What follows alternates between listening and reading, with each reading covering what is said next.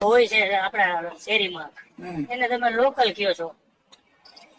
તો લોકલ શબ્દ એટલે શું સાહેબ? અને આપણે જે મહાપુરુષોએ કીધું છે કે કુળદેવ કરતા કૂતરી ભલી, તો એ કઈ કૂતરી? આ લોકલ છે ઈ કે પછી જે તમે નસલવાન કયો છો બહારની જે આવે લેબ્રાડોર કે જે કોઈ હોય ઈ? ઈ છે ને, ઈ તો એક એની ઓલી થઈ ગઈ, કૂતરી કૂતરી જ હોય. પછી ઓલી પટાવેલી હોય તે ભલે, ઇંગ્લિશ હોય તો ભલે, દેશી હોય તો ભલે, કૂતરીની જાત કૂતરાની જ હોય.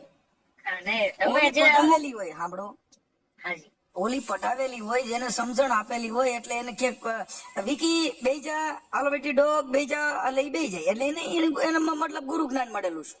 હાજી અને રોડમાં જે રખડે છે, હા એને કોઈએ પાલન પોષણ કર્યું નથી કે એને ભણાવી નથી.